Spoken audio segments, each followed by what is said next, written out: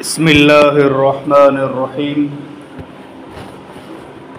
الحمد لله نحمده ونستعينه ونستغفره ونؤمن به ونتوكل عليه ونعوذ بالله من شرور أنفسنا ومن سيئات أعمالنا.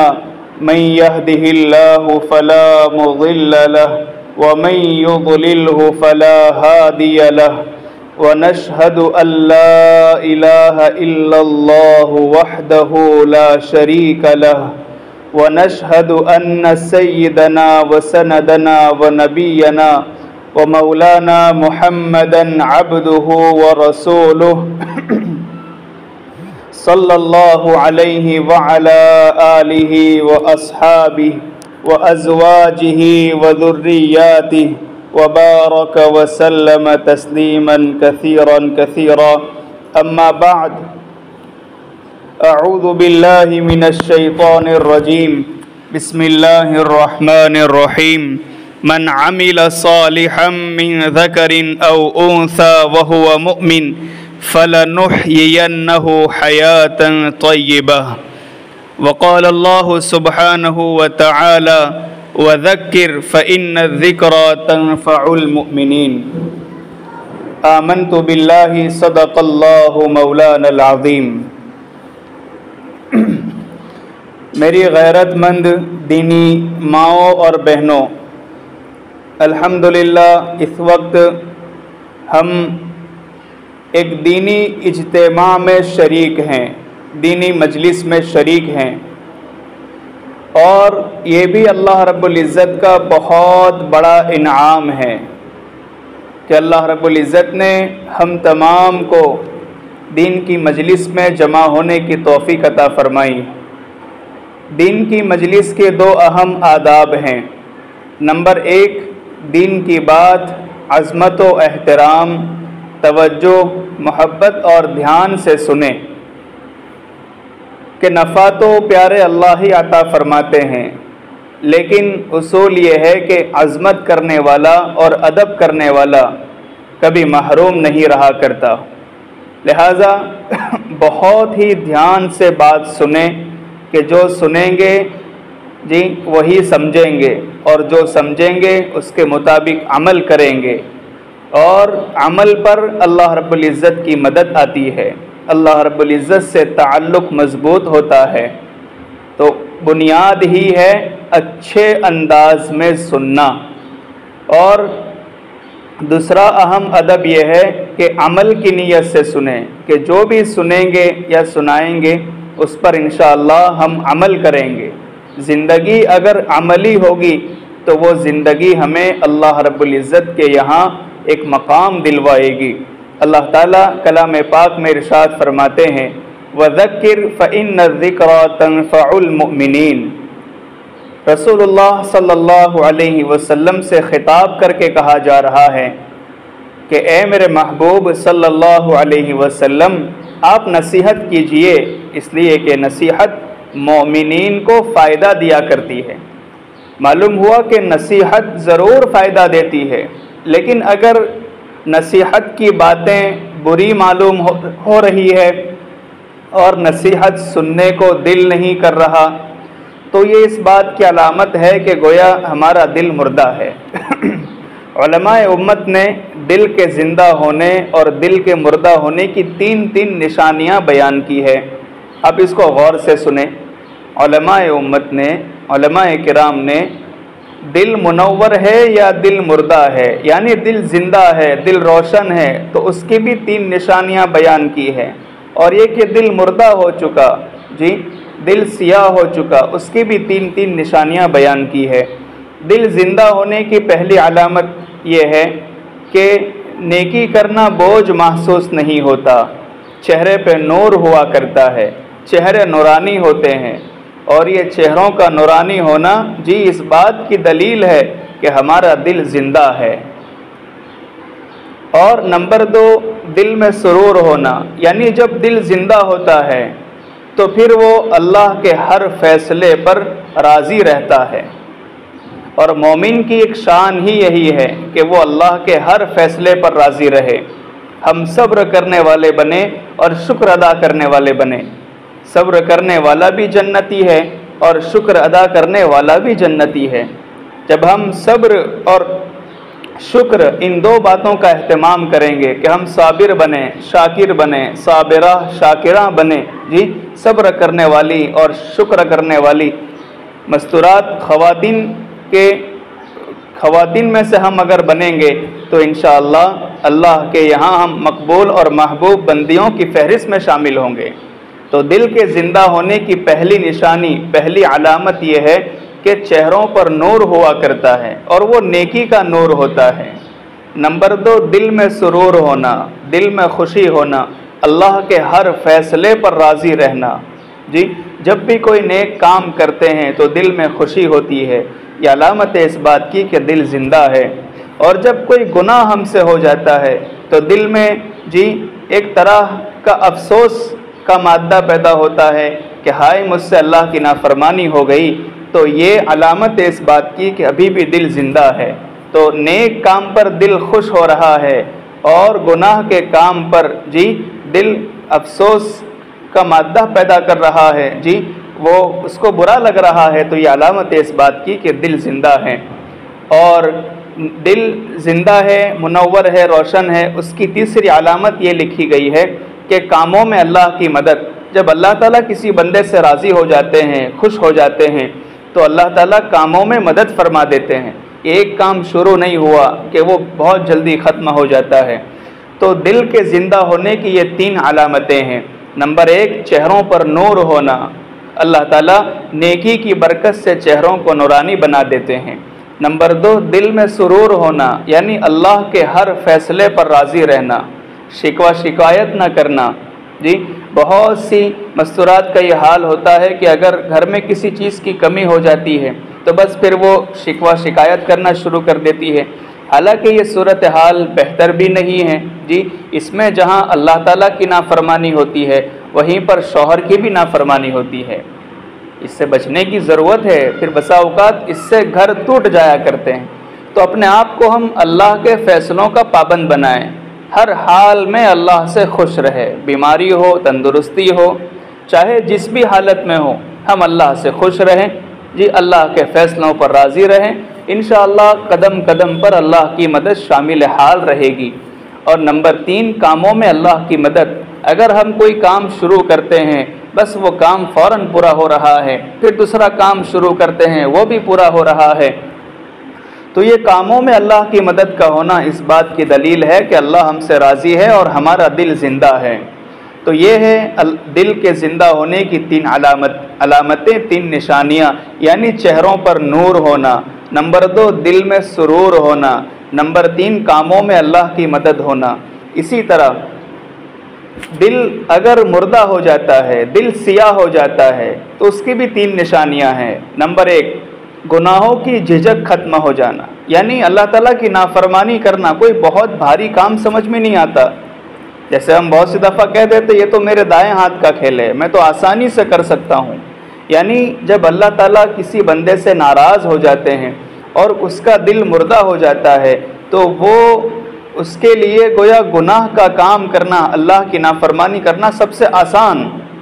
अगर कहें कि जी आप म्यूज़िक क्यों सुन रही है, तो वो आगे से जवाब दे देती है कि मेरी मर्ज़ी। तो गोया ये गुनाहों की झिझक ख़त्म हो चुकी, यानी इस बात का बिल्कुल डर नहीं रहा कि अल्लाह ताला देख रहे हैं। तो गुनाहों की झिझक ख़त्म हो जाना।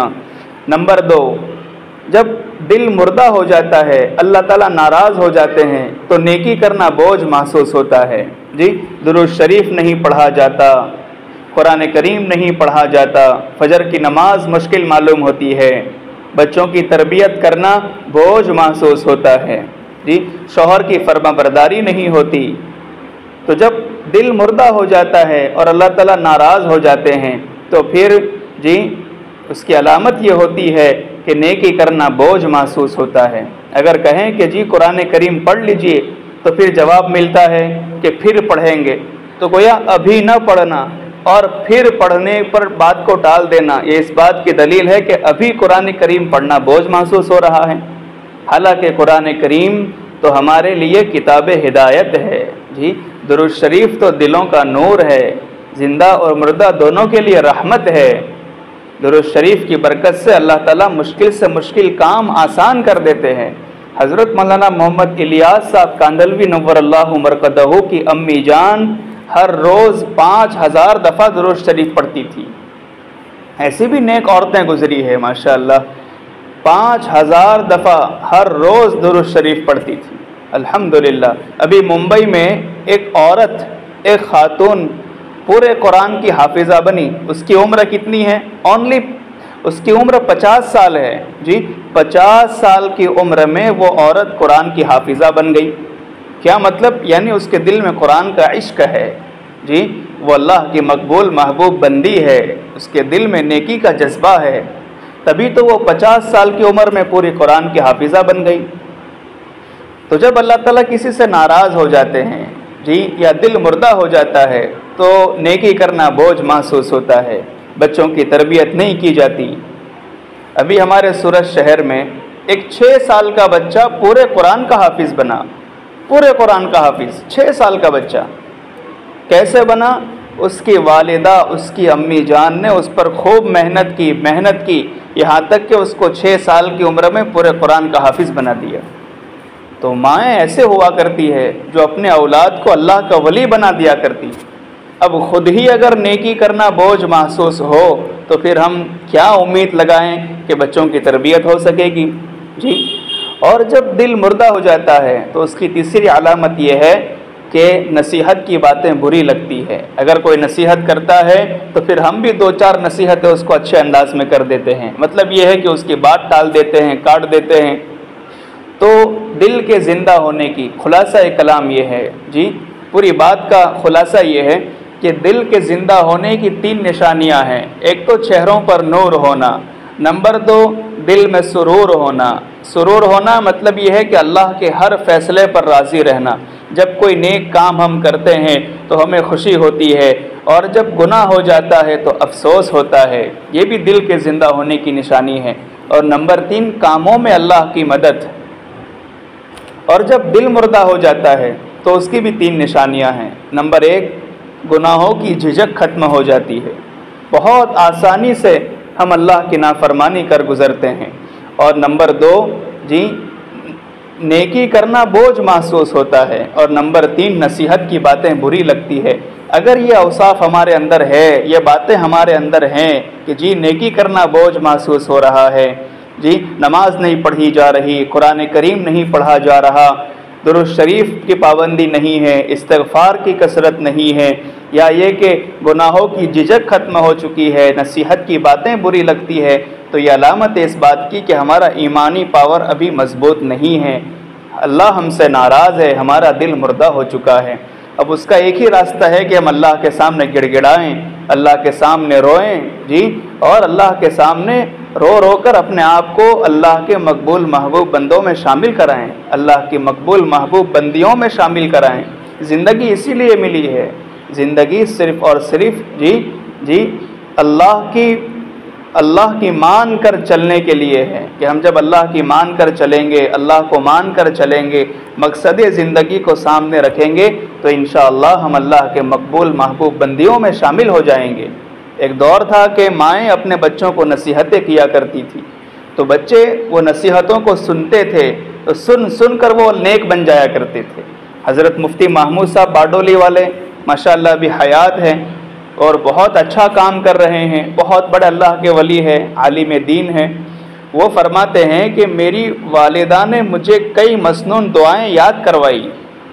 مسنون دعائیں مثلا سونے کی دعا، اٹھنے کی دعا جی، اور اسی طریقے سے دوسری جو دعائیں ہیں مسنون دعائیں، بیت الخلاء میں جانے کی، باہر نکلنے کی، مسجد میں داخل ہونے کی، مسجد سے باہر نکلنے کی، یہ جو دعائیں ہیں وہ فرماتے ہیں کہ میری والدہ نے مجھے مسنون دعائیں یاد کروائی، اور اگر کبھی میں دعا بھول جاتا تو میری ماں مجھے ڈانٹتی جی، اور مغرب کے بعد میرا سبق سنتی تھی، اور پھر میرا اسکول کا جو لیسن ہوتا تھا وہ لیسن کرواتی تھی۔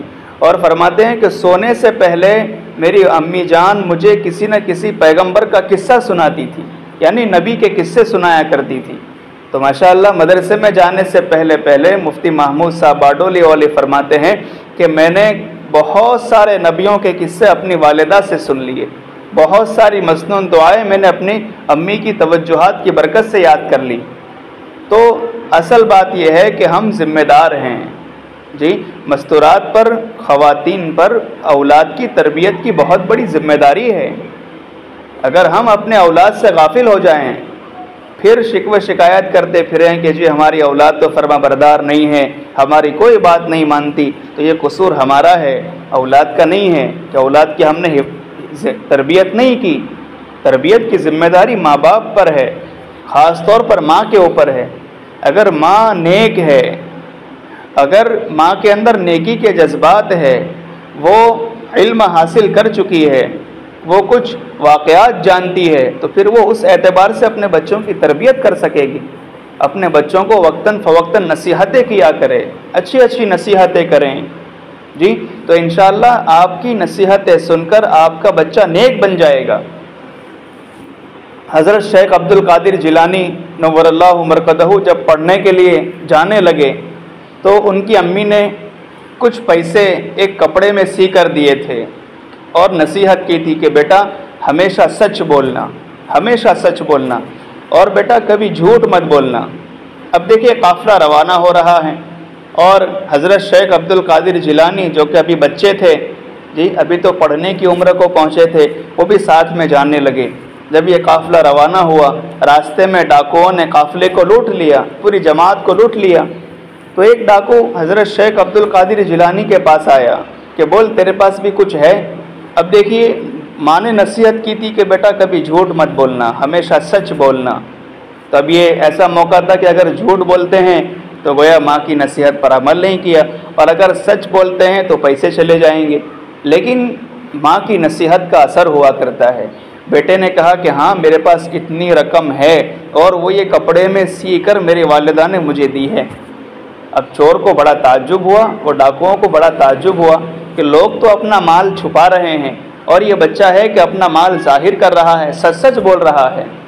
تو چوروں کے سردار نے، ڈاکوؤں کے سردار نے پوچھا کہ بیٹا تو نے یہ بات ہمیں کیوں بتا دی، سچ سچ کیوں بتایا؟ تو اس نے کہا کہ دراصل بات یہ ہے کہ میری امی نے مجھے نصیحت کی ہے کہ بیٹا کبھی جھوٹ مت بولنا، ہمیشہ سچ بولنا، اس لیے میں نے سچ سچ بات بتا دی، بس اتنا کہنا تھا۔ اس ڈاکوؤں کے سردار نے کہا کہ ہائے اتنا سا بچہ اپنی امی کا اتنا فرما بردار ہے، ہم تو اللہ کے بھی اتنے فرما بردار نہ بنے، آج سے ہم سب توبہ کرتے ہیں، اب آئندہ کبھی چوری نہیں کریں گے، کبھی ڈاکہ زنی نہیں کریں گے۔ دیکھیے ماں نے نصیحت کی، بیٹے نے نصیحت پر عمل کیا، اور عمل کرنے کا نقد انعام کیا ملا کہ ماشاءاللہ چھوٹے بیٹے کی برکت سے جی بہت سارے ڈاکوؤں نے گناہوں سے توبہ کر لی۔ تو یہ ہے ماں کی تربیت کا اثر۔ اور ایک بات یاد رکھیں کہ جس ماں نے 3 کام کر لیے، جس بھی مستورات نے، جس بھی خاتون نے 3 کام کر لیے، وہ یہ سمجھے کہ اس نے اپنے بچوں کی تربیت پوری تربیت کر لی۔ 3 کام۔ نمبر 1، اپنے بچے کو نماز کا پابند بنائیں۔ جس نے اپنے بچے کو نماز کا پابند بنا دیا وہ انشاءاللہ ولی ہو کر دنیا سے جائے گا۔ نماز اللہ تعالیٰ سے ڈائریکٹلی مدد حاصل کرنے کا بہت بڑا ذریعہ ہے جی۔ حضرت امام محمد ابن سیرین رحمۃ اللہ علیہ فرماتے ہیں کہ اگر مجھے اختیار دیا جائے 2 باتوں کا کہ یا تو جنت میں چلے جاؤ یا 2 رکعت نماز پڑھ لو، تو امام محمد ابن سیرین رحمۃ اللہ علیہ فرماتے ہیں کہ میں 2 رکعت نماز پڑھوں گا، اس لیے کہ جنت میں جانا میری اپنی خوشی سے ہے، لیکن نماز پڑھوں گا تو اللہ تعالیٰ خوش ہوں گے، تو میں اپنی خوشی کو قربان کروں گا، اور اگر اللہ تعالیٰ میری 2 رکعت سے خوش ہوتے ہیں تو میں 2 رکعت نماز پڑھوں گا۔ ایسے اللہ کے مقبول محبوب بندے ہوا کرتے تھے جو ہر کام سے پہلے نماز کو مقدم کرتے تھے۔ اور آج ہماری حالت یہ ہے کہ شادی بیاہ کے موقع پر سب سے پہلے چھٹنے والی چیز نماز ہوتی ہے۔ اور میری مائیں بہنیں آپ برا نہ لگائیں، بہت ساری عورتیں رسم و رواج ادا کرنے میں بہت ماہر ہوتی ہے، اور نہ جانے ایسے مسائل، ایسے فتوے نکالتی ہے کہ رسم و رواج پر عمل کیے بغیر گویا بہت بڑا گناہ ملے گا جی، اللہ تعالیٰ کی نافرمانی ہو جائے گی، ایسی بات سمجھ میں آتی ہے۔ نہیں، کامیابی تو رسول اللہ صلی اللہ علیہ وسلم کے طریقوں میں ہی ہے۔ جتنے طریقے ہم اپنی طرف سے بناتے ہیں جی، شادی بیاہ کے موقع پر، موت میت کے موقع پر، ان تمام رسموں سے اپنے آپ کو بچائیں۔ یہ اللہ کو ناراض کرنے والی رسمیں ہیں، اس کی وجہ سے اللہ تعالیٰ کا عذاب اترتا ہے۔ اب یہ کتنی ناسمجھی کی بات ہے کہ شادی بیاہ اس کا موقع 2 مہینے کے بعد ہے، اب 2 مہینے پہلے سے نمازیں چھوٹتی جا رہی ہیں۔ یہ تو کتنے افسوس کی بات ہے جی۔ ایک خوشی کو پانے کے لیے ہم نماز کے ذریعے جو اللہ کی خوشنودی ہمیں حاصل ہو رہی ہے اس کو کھو دیتے ہیں۔ تو اول نماز کے پابند بنیں، ہماری کوئی بھی نماز ضائع نہ ہو، قضا نہ ہو۔ جی ہاں، اس کا خاص خیال رکھیں، خاص طور پر فجر کی نماز۔ کہ فجر کی نماز یہ اللہ تعالیٰ سے محبت کی علامت ہے۔ اگر ہماری فجر کی نماز کی پابندی نہیں ہو رہی ہے تو پھر ہم کیا ظہر اور عصر پڑھ پائیں گے؟ چلیے ظہر اور عصر پڑھ بھی لی، مغرب بھی پڑھ لی، عشاء بھی پڑھ لی، پھر بھی 5 وقت کی نماز تو نہیں ہو سکی۔ فجر کی نماز اگر ہم پڑھ لیتے ہیں تو اللہ تعالیٰ کی ذمہ داری میں آ جاتے ہیں۔ اگر ہم نے عشاء کی نماز پڑھ لی، پھر فجر کی نماز پڑھ لی، تو گویا پوری رات ہم عبادت میں رہے، اتنا ثواب ملے گا۔ تو شریعت تو بہت آسان ہے، لہٰذا پہلے اپنے آپ کو نماز کا پابند بنائیں، اور نمبر 2 اپنے بچوں کو نماز کا پابند بنائیں۔ یہ پہلا کام ہے۔ نمبر 2 اپنے بچوں کو خدمت کرنے والا بنائیں، اس کو ایسے واقعات سنائیں، خدمت کی فضیلت بیان کرے جی، اس کو بات میں خدمت کا عادی بنائیں۔ جب بچہ خدمت کرنے والا بنے گا تو وہ پھر بڑھاپے میں خود آپ کی بھی خدمت کرے گا، وہ انسانیت کی خدمت کرے گا، اور خدمت کرنے والا اللہ کو بھی پسند آتا ہے اور اللہ کی مخلوق کو بھی۔ اور نمبر 3 سچ بولنا سکھائیں۔ جس ماں نے یہ 3 کام کر لیے کہ وہ خود نمازوں کی پابند ہے، خود سچ بولنے والی ہے، اس کے اندر خدمت کا جذبہ ہے، پھر اس نے اپنے بچوں کو بھی نماز کا پابند بنایا، اس کو سچ بولنے کا پابند بنایا، اور اس کو خدمت کرنے کا عادی بنا دیا۔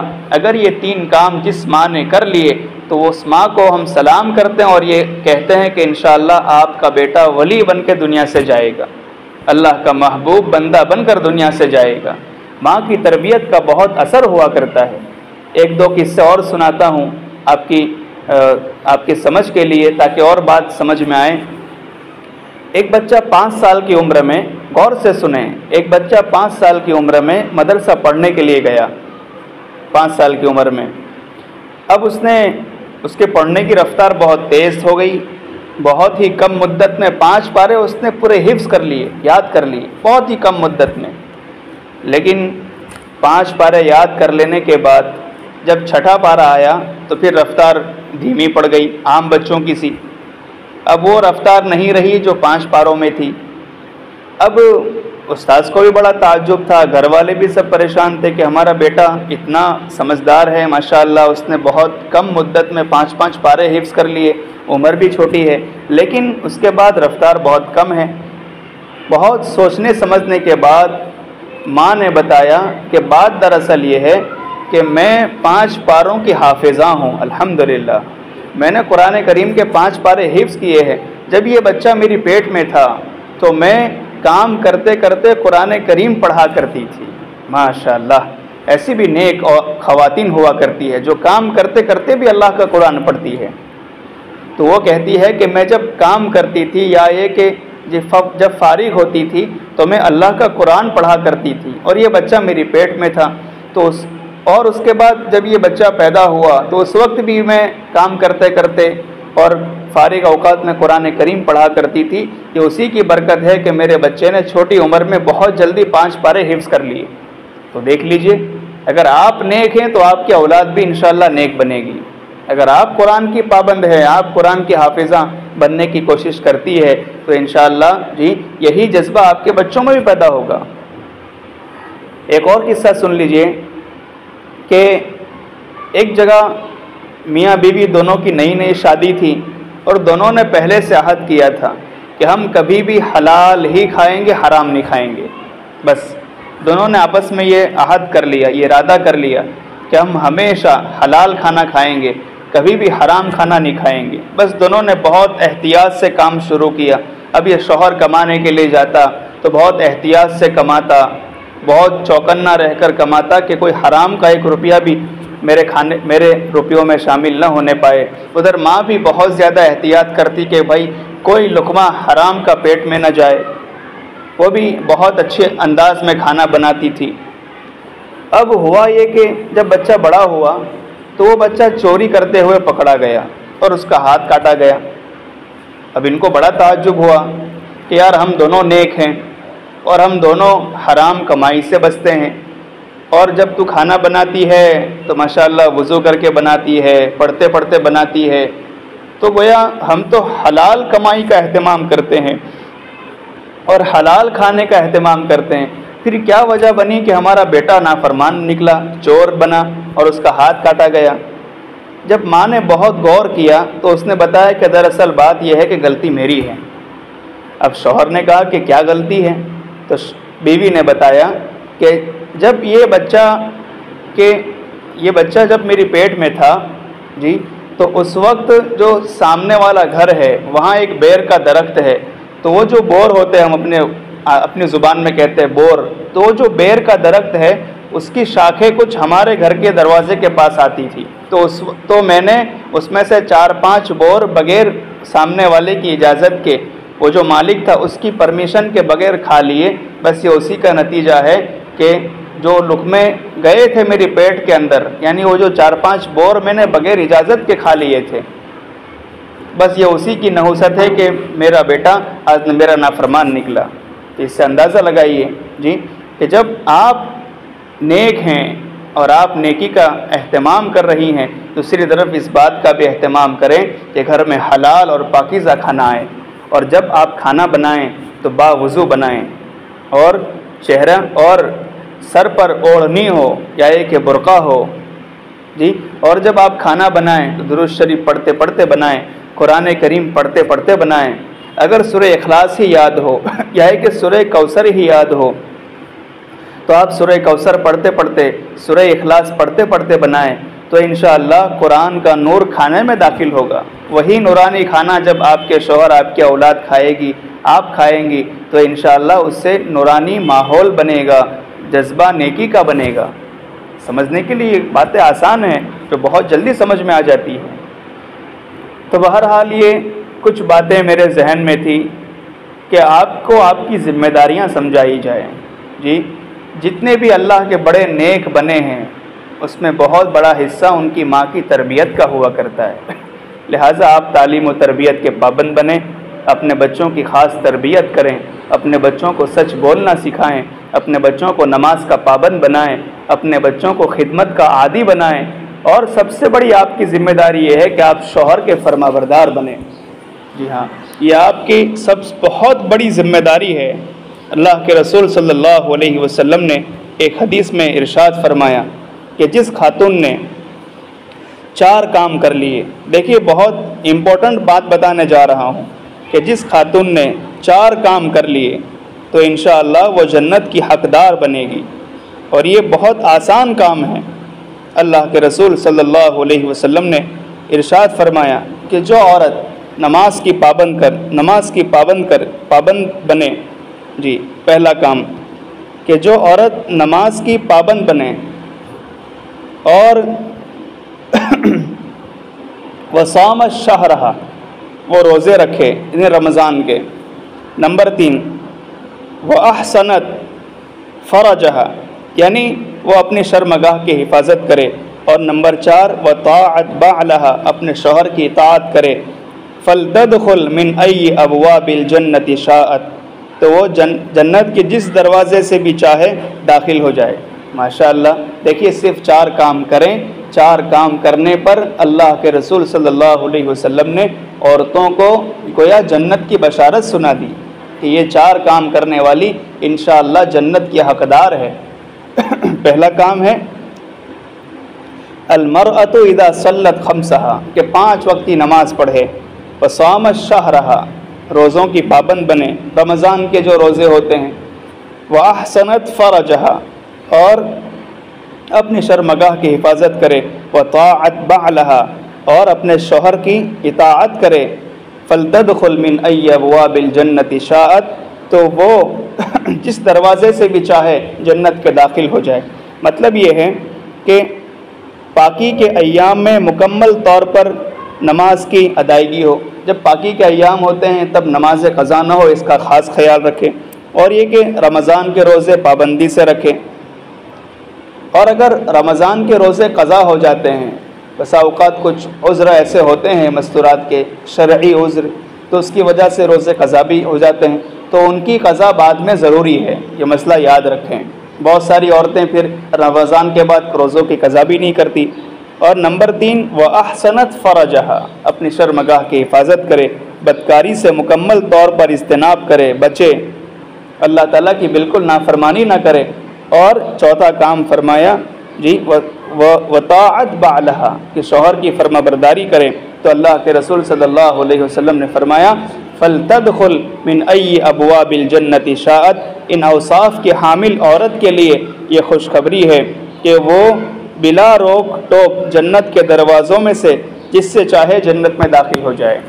تو پوری بات کا خلاصہ یہ ہے کہ اگر اللہ تعالی ہم سے راضی ہے یا ناراض ہے، ہمارا دل زندہ ہے یا مردہ ہے، اس کی 3 نشانیاں ہیں۔ نمبر 1، چہروں پر نور ہونا، جی۔ نمبر 2، دل میں سرور ہونا، اللہ کے ہر فیصلوں پر راضی رہنا، نیکی کرنے کے بعد دل میں خوشی ہونا۔ اور نمبر 3، کاموں میں اللہ کی مدد ہونا۔ یہ 3 نشانیاں ہیں کہ اس بات کی دلیل ہے کہ اللہ تعالی ہم سے راضی ہے اور ہمارا دل زندہ ہے۔ اور دل کے مردہ ہونے کی، اللہ تعالیٰ کے ناراض ہونے کی بھی 3 نشانیاں ہیں۔ نمبر 1، جی، نیکی کرنا بوجھ محسوس ہونا، اور نمبر 2 گناہوں کی جھجک ختم ہو جانا، اور نمبر 3 نصیحت کی باتیں بری لگنا۔ یہ 3 نشانیاں ہیں جس سے ہم سمجھیں گے کہ اللہ ہم سے راضی ہے یا ناراض ہے۔ اور اس کے بعد پھر میں نے ماں ایک نیک ماں کیسی ہوتی ہے، بچوں کی تربیت کیسے کرتی ہے، اس پر میں نے 3 اصول بیان کیے کہ جس ماں نے اپنے بیٹوں کو 3 باتوں کا پابند بنایا، اپنی اولاد کو، انشاءاللہ اس نے گویا اپنے بچوں کی تربیت کر دی۔ نمبر 1، خود بھی نماز کی پابند بنے اور اپنے بچوں کو بھی نماز کا پابند بنائے۔ نمبر 2، خود بھی خدمت کا جذبہ رکھے، اپنے شوہر کی خدمت، اسی طرح اپنے گھر والوں کی خدمت۔ اور نمبر 3، سچ بولنا سکھائے، خود بھی سچ بولے اور اپنے بچوں کو بھی سچ بولنا سکھائے۔ جب یہ 3 کام کوئی عورت کر لیتی ہے، کوئی ماں کر لیتی ہے، تو انشاءاللہ اس کی اولاد نیک اور فرما بردار بن کر دنیا سے جائے گی۔ اب اخیر میں بس ایک واقعہ سناتا ہوں اور اس کے بعد اپنی بات کو ختم کر دیتا ہوں۔ ایک خاتون تھی، اس کا بیٹا جب بڑا ہوا تو بہت اللہ کا نافرمان بنا، بس گناہ پر گناہ کرتا تھا۔ ماں نصیحت کرتی تھی مگر ماں کی نصیحت کا کوئی اثر نہیں ہو رہا تھا۔ اسی حال میں اس بیٹے کا انتقال ہو گیا۔ اب ماں کو بہت پریشانی ہوئی کہ ہائے میرا بیٹا جوانی میں دنیا سے رخصت ہو گیا، جو کہ میری جوانی بڑھاپے کی لاٹھی تھا، اب میرا کون سہارا بنے گا۔